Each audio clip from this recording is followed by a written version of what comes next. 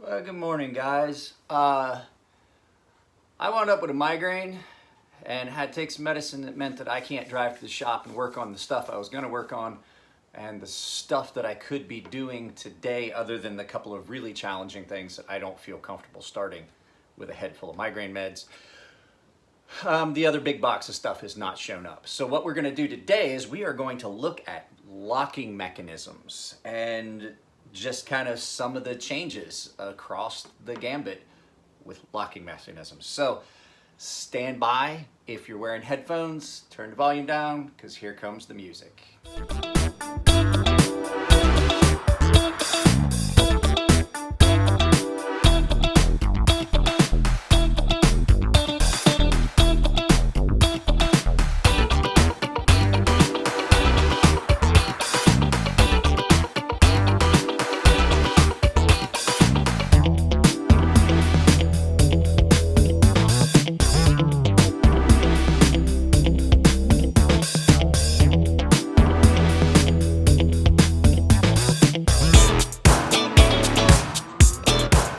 Guys, knife locks are an interesting subject, and I apologize ahead of time. There's probably going to be a lot of edits in this video because I did take some migraine medicine, so it's probably going to get edited heavily because it makes me silly, which is why I'm not driving to Elliot's shop to work on things, and it's why I'm not doing those more challenging items that have shown up. I've got some karambits in and some recurve tontos. We'll discuss that later.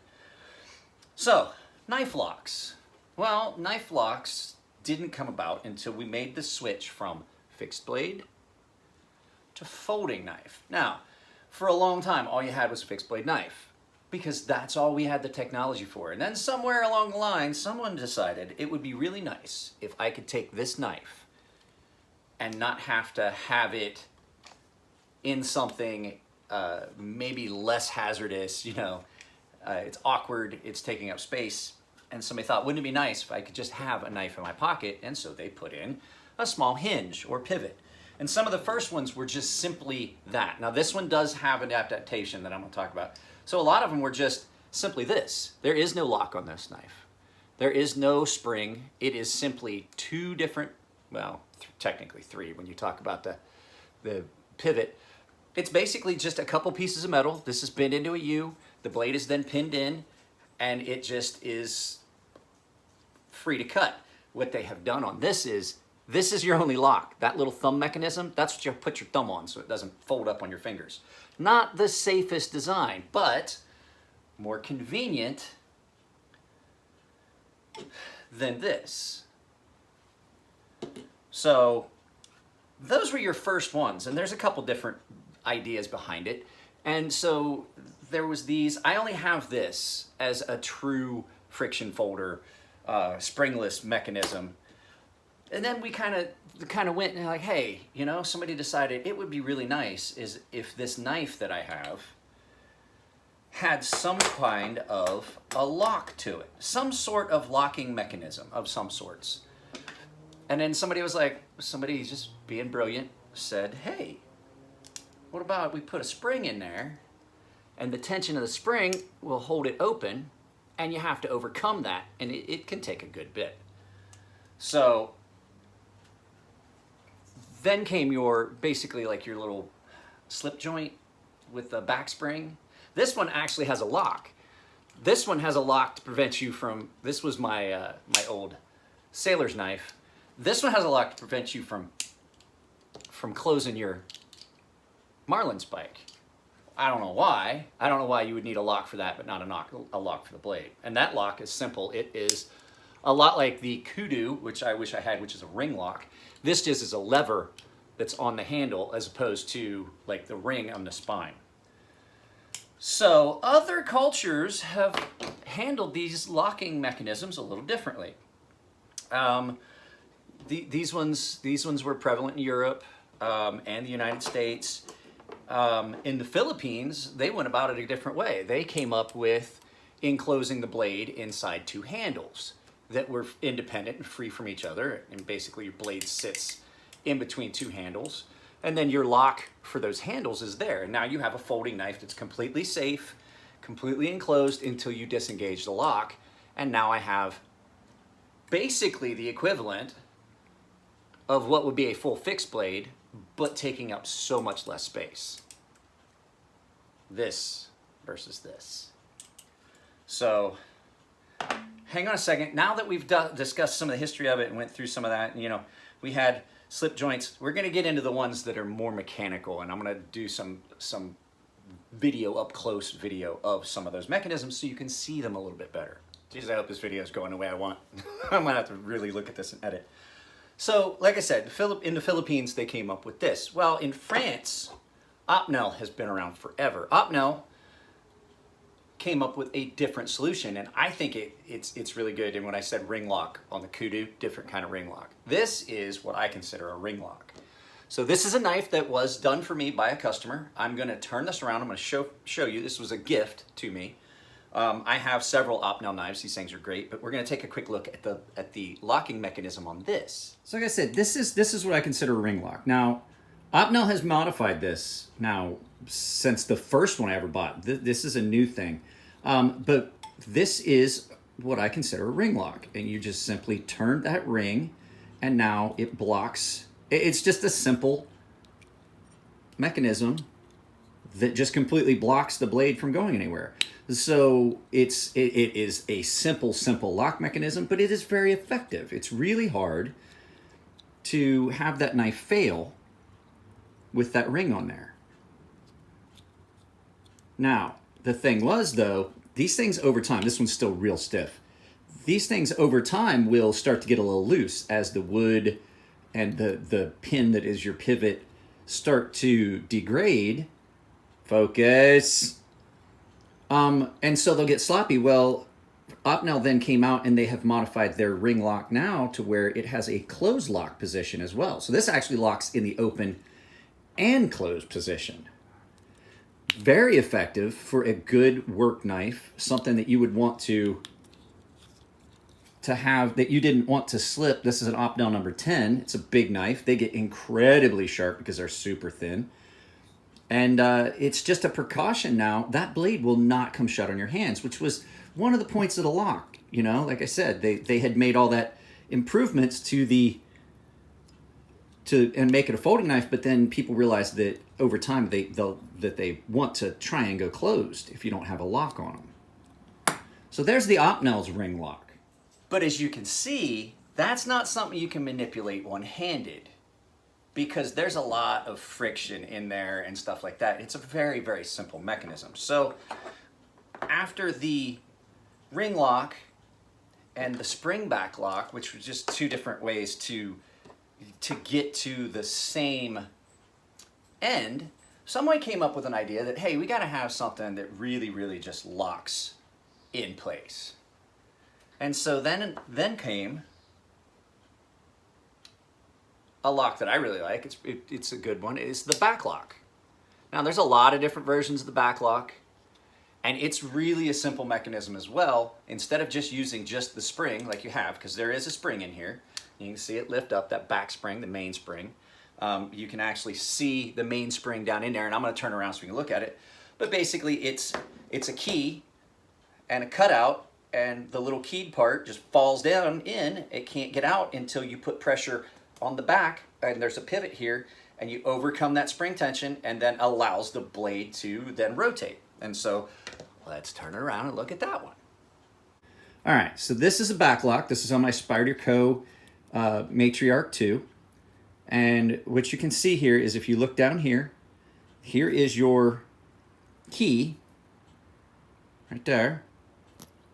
And that has got an end on it that drops down in. It's just a little armature. You can't really see it too well on this one. You can see it better when I show you the modified version of this.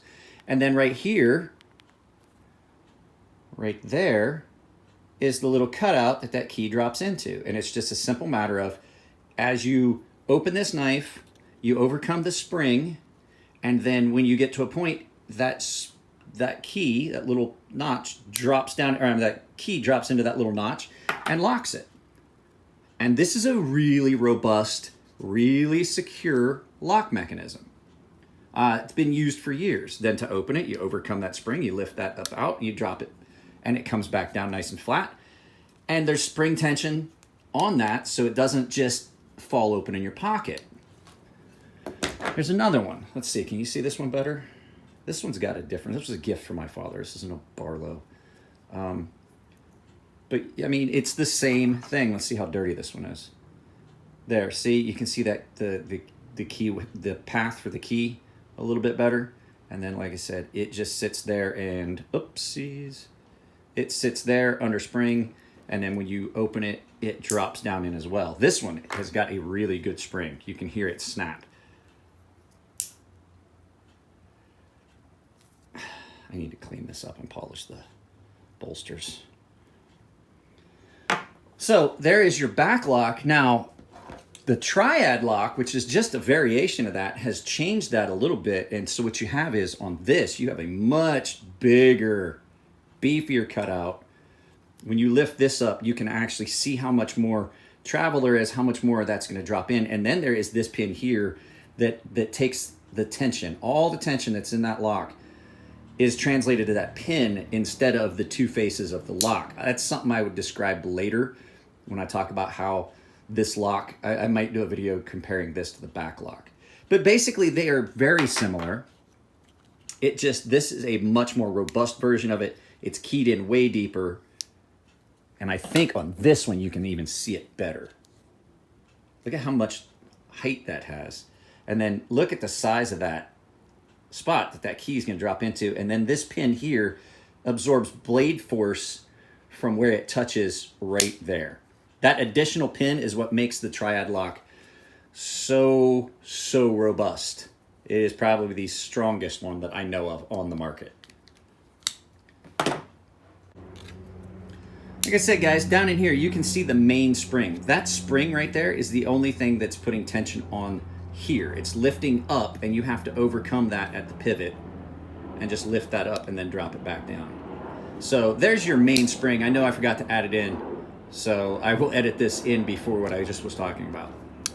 So like I said, guys, so they had come up with they got in the back lock, and people were like, hey, you know, the springs on these fail.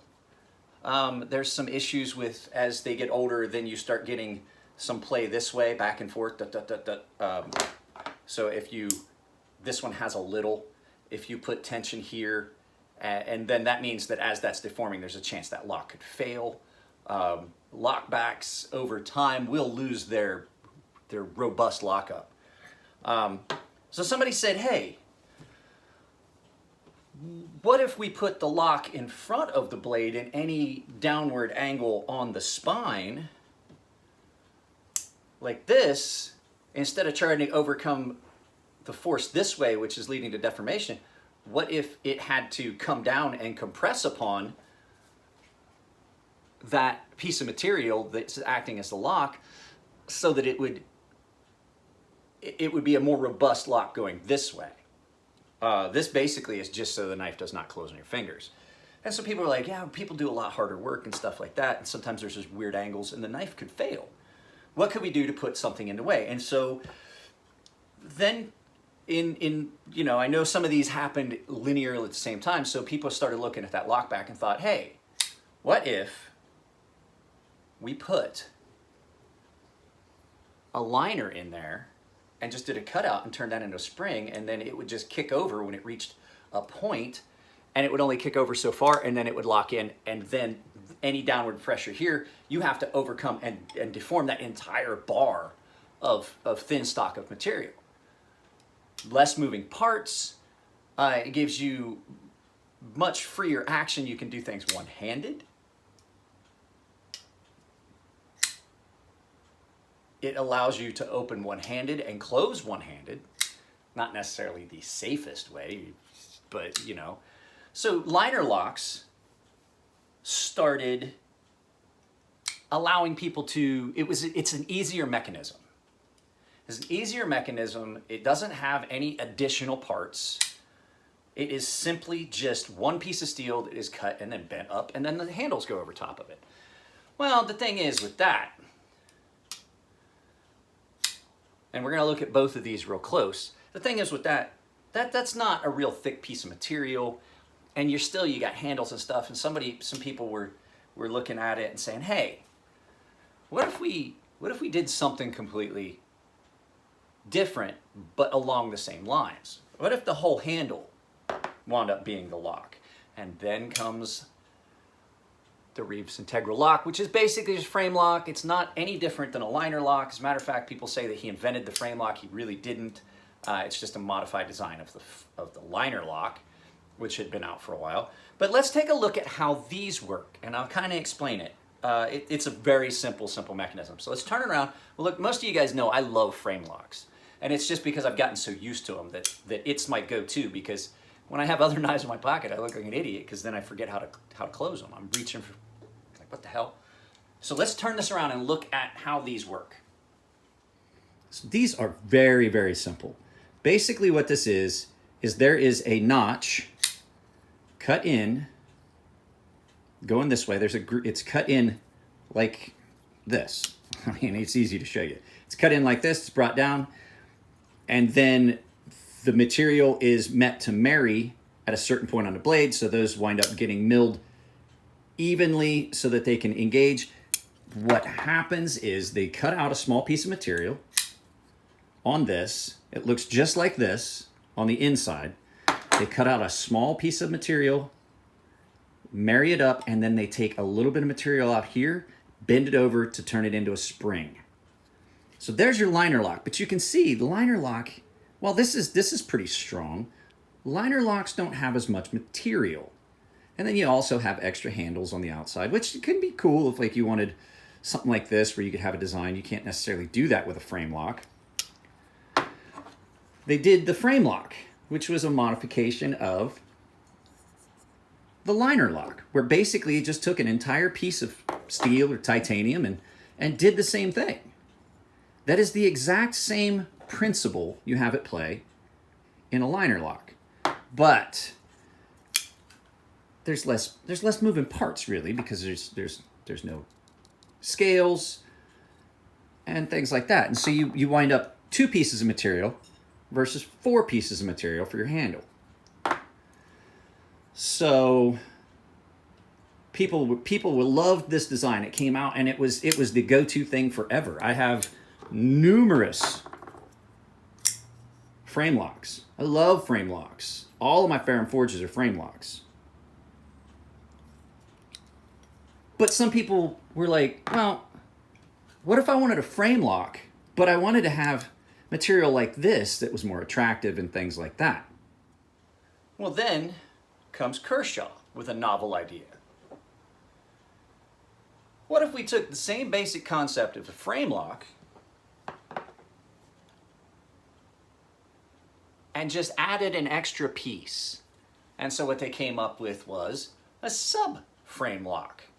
So this knife is aluminum scales, and then this is a piece of titanium that screws in down here. It has its own tension, has its own spring tension, but you can use different materials for the handles and then still have basically a frame lock. But it's a sub-frame lock because the frame can be different and then this can be added. Now these, I like sub-frame locks because I can take the knife apart, and if I'm especially for refinishing purposes, I can take the knife apart and do the parts separately. I don't have to detension the lock bar. So when I refinish these knives, so you guys know, I have to straighten the lock bar out to be able to get a perfect even finish. Well, that alleviates that problem for me. That's why I like them. But it's another take on the liner lock, frame lock sort of thing. Now, I do know that there's knives that I don't have examples of locking mechanisms. I already mentioned one. Cold Steel has a knife called the Kudu, which is a small folding knife, like I said, a lot like this. You pull the blade open, and then back here is a ring, and when you pull the ring, it disengages the lock, and then you can close the knife. It's a cool idea, and it's based off of an African knife that they've had around for centuries. For a long time, people in Africa have been doing that. And it's a lot like, I mean, it's very similar to this in that it's just folded metal. So that's how we got to the frame lock and everything. Well, then people came up with all kinds of, there's a lot of really novel and very well executed other locks out there. And so I've got to clean some of this up. I'll be right back. I have 3 more knives to show you. I have 3 different locking mechanisms. And, but they are very similar to other stuff. 2 of them are very different, but one of them is really similar. It's basically a kind of a change to the frame lock. So hang on just a second and I'll be right back. All right, so the first one is, this is a Spyderco PM2 that has been heavily refinished. I did a green flash, if you guys hadn't seen it, I did a green flash sunset on this knife for a customer. But this is, a compression lock it is so similar to a frame lock. It locks up pretty much the same as a frame lock, just in a different configuration and angle. So instead of your unlock mechanism, your locking mechanism being down here where you are in, this is a nice thing about these last 3. These last 3 knives, they are all very similar because of the safety. If you look, I can close this knife without putting my fingers, and it's still real tight because I got refinished, without putting my fingers down inside the travelless blade. And so, I mean, this is basically a frame lock, in my opinion, or a liner lock turned on its head. And it's a very robust lock. It actually, I think, incorporates a lot of the good things of a back lock, where you're out of the travel of knife, with the good things about a frame lock, which is you know it's secure, you know you've got a lock, and it's easy to disengage. The nice thing about a frame lock is, we're gonna go through the differences because we're finishing up frame locks on this. If it's real hard for your lock to fail if you're using the knife properly and you have it in the proper grip, because your hand is putting pressure on the lock to hold it in place. So even if you have a little bit of a lock stick issue or slip issue, it shouldn't disengage if you're using it properly. And that's the thing that I always tell people. That is this safety. Now we'll get to the reason. What are the things I say about knives in this big argument about locks? So let's go ahead and look at the last 2. All right, I've made a mess on my wife's counter. She's gonna be home. My migraine meds are starting to work, and I'm feeling a lot better, but I'm still not real coherent. But so if you were to look at the button lock and the axis lock, if you were to just glance at them, you would say they look real similar. The difference is this one has got a, well, I mean, in the big scope of things, it looks a lot like this.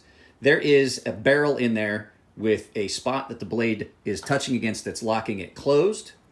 When you push it down, it gets into this open area and it comes up. You can watch the button do it. If you overcome it by pulling, you can see the button drop. And then the mechanism is really hard to see, but let me get some light. It's down in here. And so that is a point right here that is going to drop. Let's see, let's get it. Can you get it? See how it drops down? And then that is your locking surface right there. It's touching the blade. The blade can't go closed until you push down on that.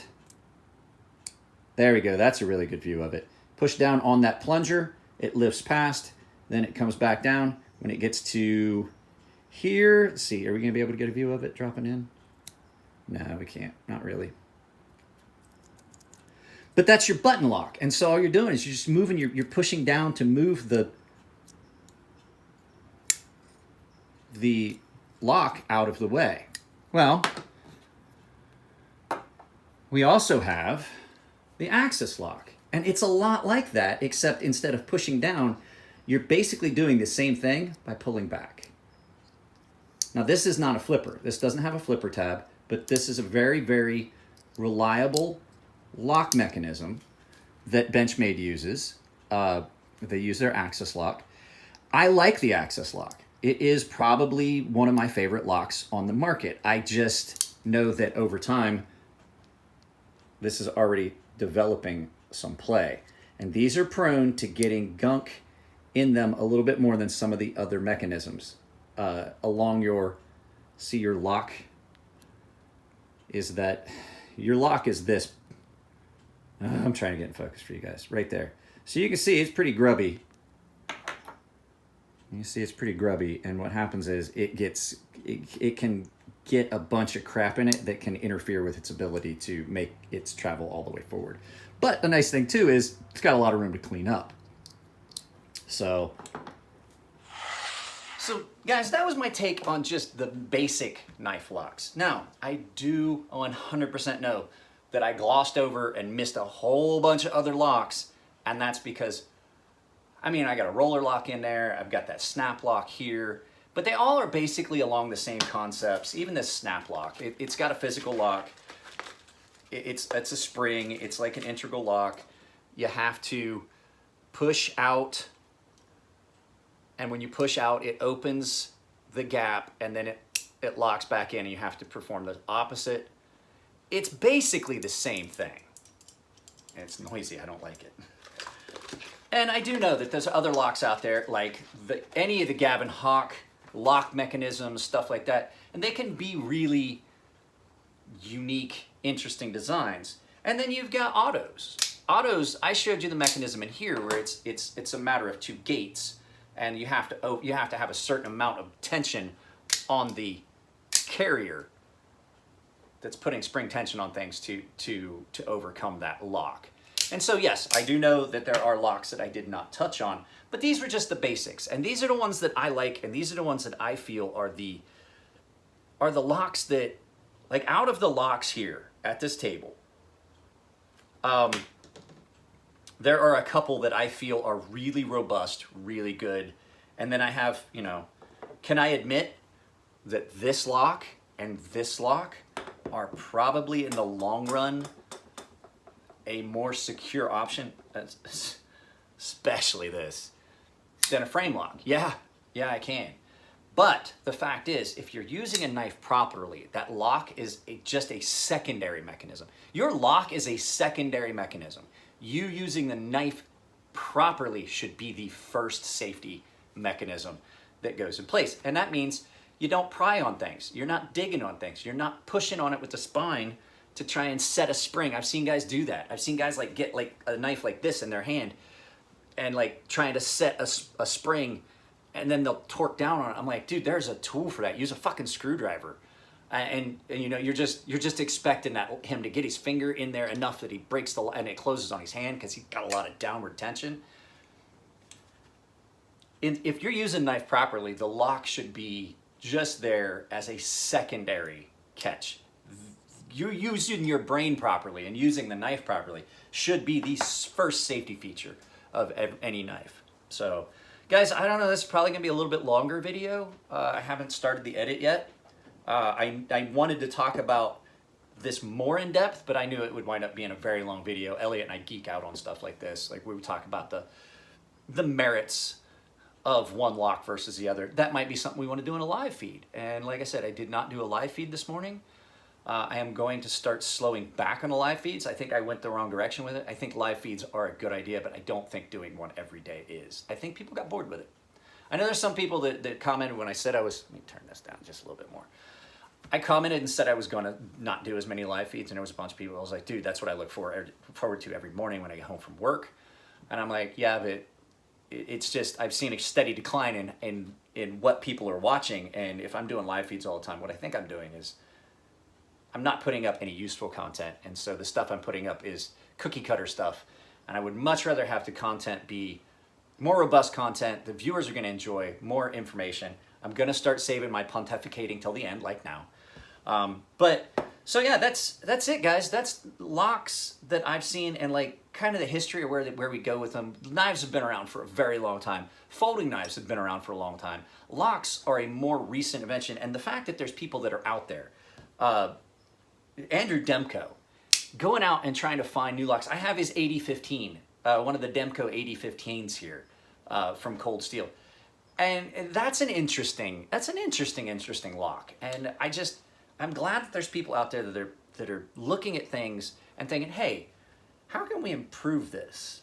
How can we improve where we're at with this? And I think integrals were kind of a thing like that. I think they were trying to get to like a compliant mechanism sort of thing, where there's less. But you know, there's just only so much you can do until somebody comes up with something really creative and really, really cool. I don't foresee much changing in the world of knife locks. So that's it, guys. You guys take it easy. I love you all. I may do an Instagram live feed later today, but who knows? If you like the videos, give them a thumbs up. If you don't like them, give them a thumbs down. I say this in every video because it's the best interaction we can get that helps the channel get past some of the blocks that they've put up for knife channels. Interaction's the only way to go. So yeah, like I said, like them, give them a thumbs up. If you don't like them, give them a thumbs down. My daughter's GoFundMe, if you choose to help support her ice skating, will be down in the description below. In this corner here will be a subscription link. Down here will be the GoFundMe link, not GoFundMe, a Patreon link if that's what you choose to do. And if you're looking real closely, in this corner, I have put a watermark. I have actually branded my channel. But here will be a video that YouTube thinks you like. And I believe down here is going to be a link to my friend Ashton's channel this time. I like linking his channel because he's a really good guy. I'd like to see him get more subscribers. So you guys take it easy. I love you, and I'll see you in the next video.